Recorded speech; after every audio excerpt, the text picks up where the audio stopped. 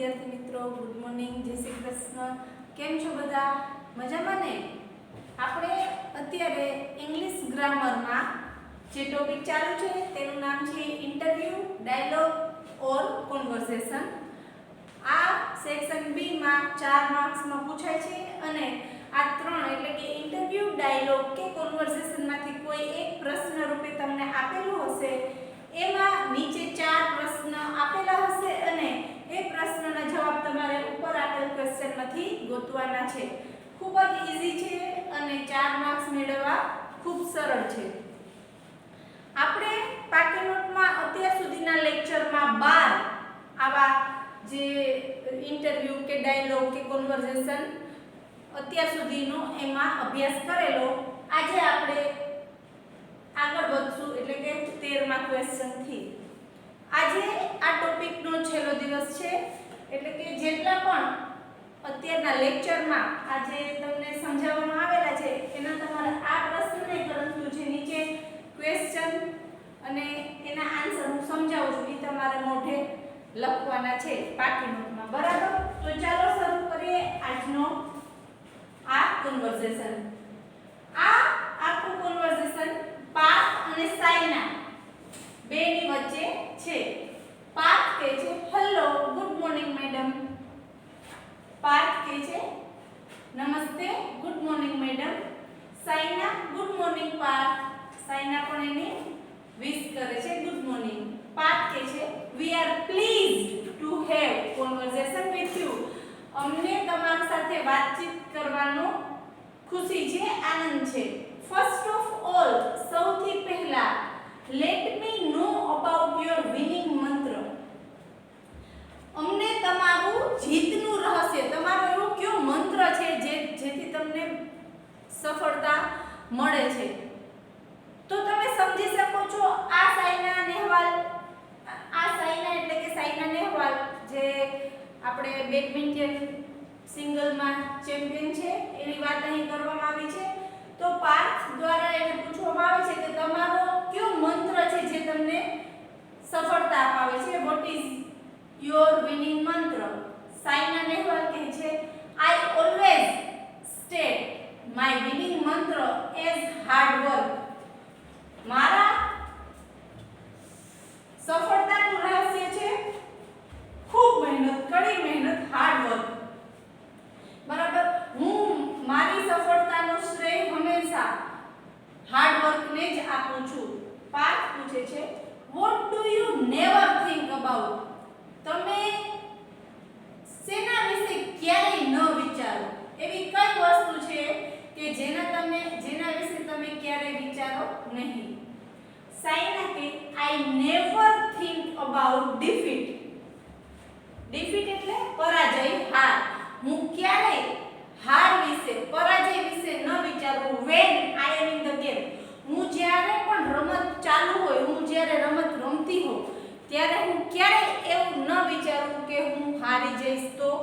બરાબર? સફળતા, અસફળતા, નિષ્ફળતા કે પરાજય વિશે હું ક્યારેય પણ વિચારતી નથી. પાર્થ પૂછે છે how many sessions do you follow in a day? એક દિવસમાં તમે કેટલા સેશન્સ ને અનુસરો છો એટલે કે ફોલો કરો છો? સાયના નેહવાલ કહે છે આઈ follow 3 sessions in a day. એક દિવસમાં હું 3 સેશન ને ફોલો કરું છું એટલે કે અનુસરું છું. પાર્થ પૂછે છે વોટ આર યોર હોબીઝ? તમારા શોખ શું છે? તમને શું ગમે છે? સાયના નેહવાલ કહે છે I like reading short stories. મને ટૂંકી વાર્તાઓ વાંચવી ગમે છે. એન્ડ સમટાઈમ્સ, કોઈ વાર, spend time watching movies. Movie જોવા દ્વારા સમય પસાર કરવો પણ મને ગમે છે. એટલે કે મને શોર્ટ સ્ટોરી, ટૂંકી વાર્તાઓ વાંચવાનો અને મૂવી જોવાનો શોખ છે. Parth thank you for sparing your valuable time with us. અમારા સાથે તમે તમારો કિંમતી સમય પસાર કર્યો એ બદલ તમારો ખૂબ ખૂબ આભાર. બરાબર? સાયના નેહવાલ એક બેડમિન્ટન ચેમ્પિયન સાથેની આ પાર્થ દ્વારા વાતચીત અહીં આપવામાં આવી છે. તો આ પરથી આપણને નીચેના 4 પ્રશ્નો મળે છે. પહેલો પ્રશ્ન છે what is Saina Nehwal fond of? Fond of એટલે શોખ, હોબી. સાયના નેહવાલને શું શોખ હતો? એને શું ગમતું હતું? સાયના નેહવાલ, આપણે પ્રશ્નમાં કર્તાને આગળ કરશું. Saina Nehwal is fond of. Saina Nehwal is fond of, પછી અહીંયા એવું છે જો, reading short stories and watching movies. Of જે છે એના પછી આઈએનજી વાળું ક્રિયાપદ આવે તો ફોન્ડ ઓફ પછી reading short stories and watching movies. Dash is the winning mantra for Saina. સાયનાનો વિનિંગ મંત્ર કયો હતો? તો આપણે આપી દીધું છે હાર્ડવર્ક.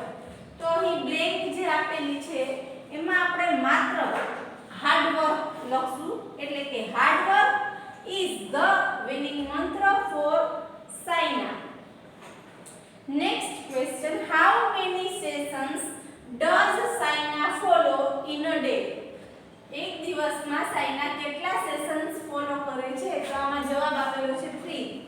પરંતુ અહીં ડઝ વાળું છે ક્રિયાપદ સહાયકારક, એટલે આપણે જે કરતા ડઝ પછી છે સાયના પછીનું જે મૂળ ક્રિયાપદ છે ફોલો એટલે કે અનુસરવું, એમાં આપણે s કે es પ્રત્યય લગાડશું. તો Saina ફોલોસ 3 sessions in a day. Saina ફોલોસ 3 sessions in a day. How many એટલે જે ગણી શકાય એટલે કે કાઉન્ટેબલ વસ્તુ સાથે કે આવે. અને ચોથો પ્રશ્ન છે between whom is this conversation taken place? આ વાર્તાલાપ કોની વચ્ચે થયો છે? તો is વાળો પ્રશ્ન છે તો એના પછીનો કરતા this conversation is taken place between. આપણે પ્રશ્નમાંથી બધું લીધું છે, પછી હવે જે તે નામ છે એને જ આપણે છેલ્લે લખશું. તો ફરીથી this conversation is taken place between Parth and Saina. બરાબર, આ હતો આપણો 13મો પ્રશ્ન. હવે આપણે આના પછીનો પ્રશ્ન જોઈશું. ચોથો ક્વેશ્ચન છે આપણો જે ટીચર અને રાહુલ બે વચ્ચે આપવામાં આવેલો છે. ટીચર કહે છે why are you irregular in your activities? Teacher પૂછે છે તું તારી પ્રવૃત્તિઓમાં અનિયમિત, ઇરેગ્યુલર એટલે અનિયમિત, જે રેગ્યુલર નું ઓપોઝિટ છે. તું અનિયમિત તારી પ્રવૃત્તિઓમાં શા માટે છે? કારણ પૂછે છે. રાહુલ કહે છે sir I am very disturb. Sir હું ખૂબ જ ડિસ્ટર્બ છું. બરાબર, મને હું મૂંઝવણમાં છું. ડ્યુ ટુ એટલે ના લીધે. ડ્યુ ટુ એટલે ના લીધે. શેના લીધે ડિસ્ટર્બ છે? Due to my mother's ill health. હું મારી માતાની ખરાબ તબિયત છે એના લીધે વધારે ડિસ્ટર્બ થઈ ગયો છું. I have to take care of her. મારે મારી માતાનું ધ્યાન રાખવું પડે છે. હેવ ટુ અહીં ફરજિયાત પણ બતાવે છે. હેવ ટુ બરાબર મસ્ટ જેવું જ આપણે ગણી શકીએ કે મારે મારી માતાનું ધ્યાન રાખવું જ પડે છે. ટીચર પૂછે છે what's wrong with your mother? તારા મમ્મીને શું થયું છે? રાહુલ કહે છે she is suffering from blood cancer. મારી માતાને બ્લડ કેન્સર થયું છે. only regular treatment, માત્ર નિયમિતપણે સારવાર, and intensive care, and ખૂબ જ અત્યંત ધ્યાનપૂર્વકની કાળજી can help her, એ જ એની મદદ કરી શકે છે.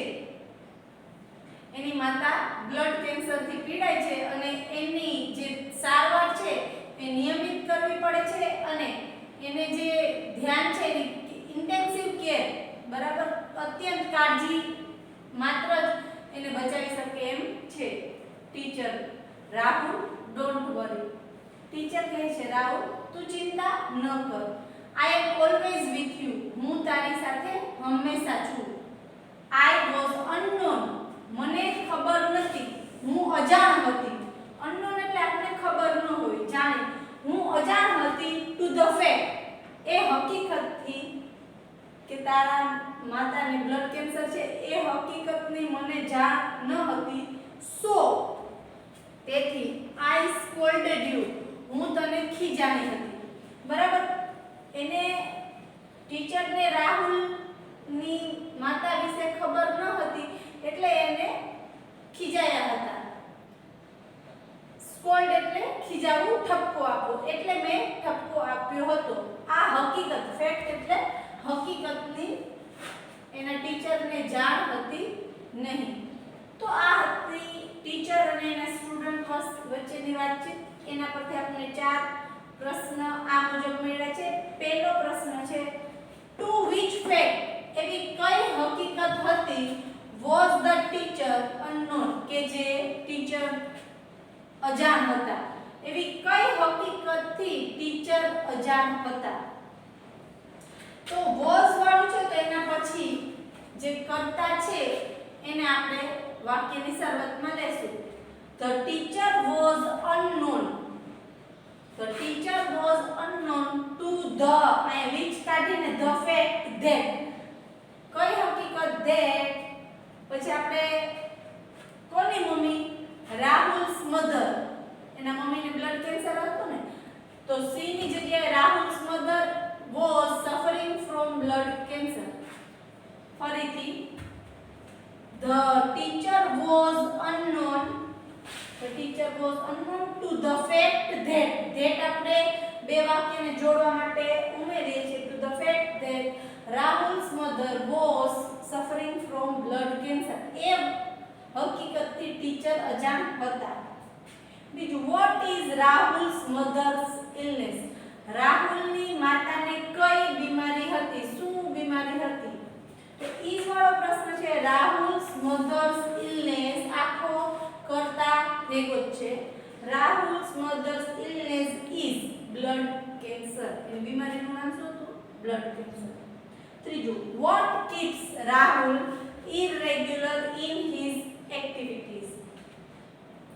શેના લીધે રાહુલ એની પ્રવૃત્તિઓમાં ઇરરેગ્યુલર અનિયમિત હતો? તો Rahul is irregular in his activities એટલું આપણે પ્રશ્નમાંથી લખશું. because he, જો આપણે I નું he કરશું કારણ કે તેણે તેની માતાનું ધ્યાન, કાળજી રાખવી પડતી હતી.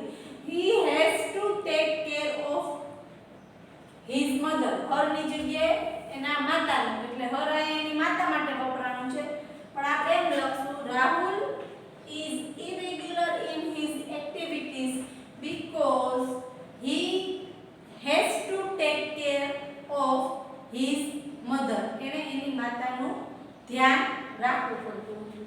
ચોથો, why does the teacher scold Rahul?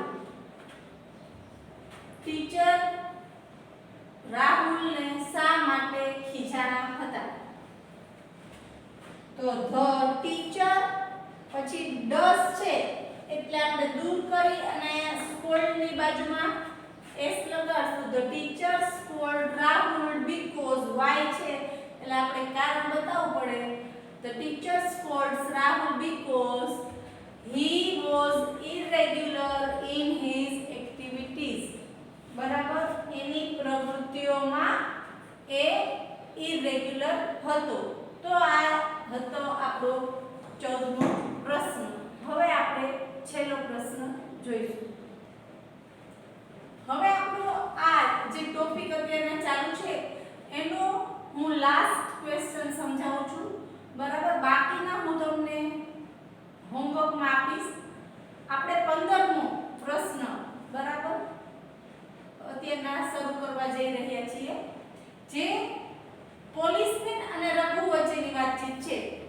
Policeman પૂછે છે વોઝ યોર વોલેટ સ્ટોલન?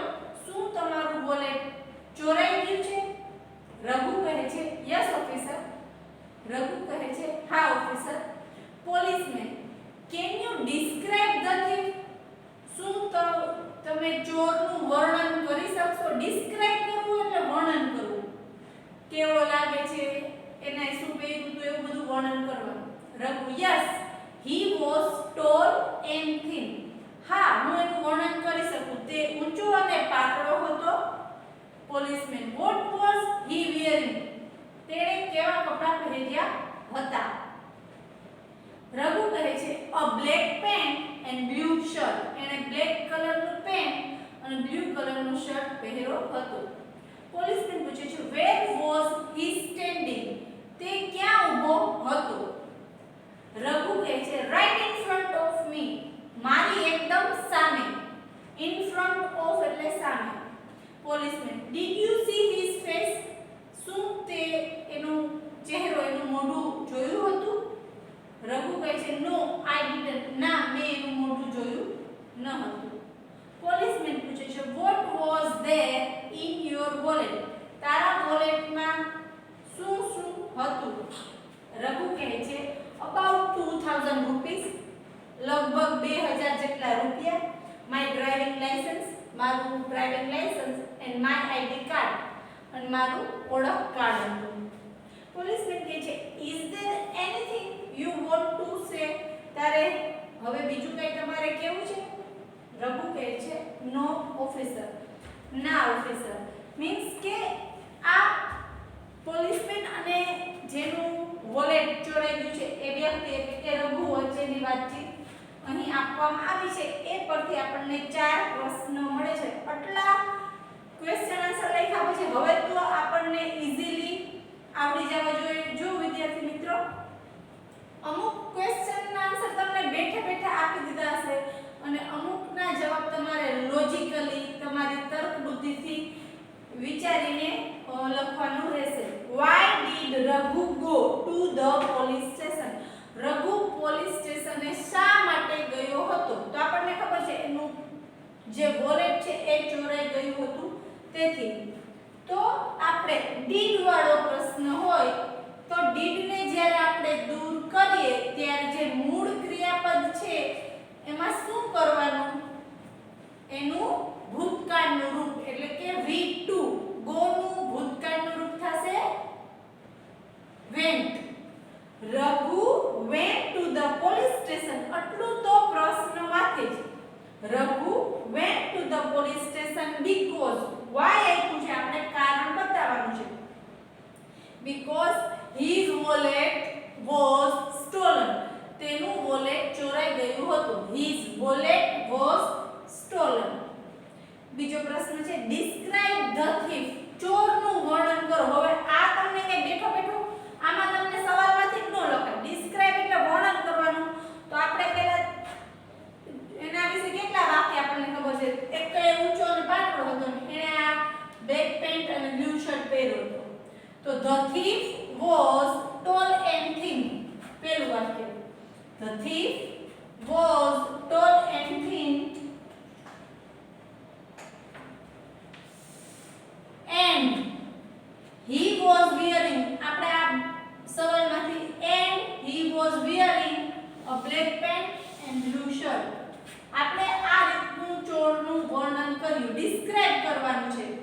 તો the thief was tall and thin and he was wearing a black pant and blue shirt. ત્રીજું છે could Raghu see the thief's face? શું રઘુ ચોરનું મોઢું જોઈ શક્યો હતો? ના. તો નો વાળું. નો રઘુ could not. નો આવે તો not આવે છે. નો Raghu could not see the thief's face. આપણે હા કે નામાં જવાબ લખવાનો હતો. નતું જોયું એટલે ના પાડી. નો Raghu could not see the thief's face. અને છેલ્લો પ્રશ્ન what was there in the wallet? વોલેટમાં શું હતું? તો આપણને અહીં આપી દીધું છે અબાઉટ 2000 રૂપીસ. પણ બે કરતા વધુ વસ્તુઓ છે. એક કરતા એટલે આપણે વેર લખશું. there were about 2000 rupees. His અથવા રઘુ જેનું ચોરાયું છે રઘુ's driving license and his ID card in the wallet. તો વિદ્યાર્થી મિત્રો આ ટોપિક છે આપણો 4 માર્ક્સનો એ આજે આપણે અહીં પૂરો કરીએ છીએ અને આ બધા જેટલા પણ આમાં તમને મેં બોર્ડ પર કરાવેલા અને થોડા હું તમને પ્રેક્ટિસ માટે હોમવર્કમાં આપીશ એ બધા તમારે ગ્રામરની પાકી નોટમાં આ ટોપિક નીચે લખવાના છે. આજના લેક્ચરમાં માત્ર આટલું જ. બરાબર. હવે આપણે આના પછીનું યુનિટ ટેક્સ્ટ બુકનું શરૂ કરવા જશું. જેટલા પણ ગ્રામરના ટોપિક થયા હોય એનું તમે એના નિયમો છે એની થિયરી છે એ વારે વારે રિવાઇઝ કરશો તો તમને એના નિયમો ગ્રામર આખું નિયમો પર આધારિત હોય. જો નિયમ આવડી ગયા તો તમારે બીજું કંઈ યાદ રાખવાની જરૂર પડે નહીં. તો ચાલો વિદ્યાર્થી મિત્રો આજના લેક્ચરમાં બસ આટલું જ. આભાર.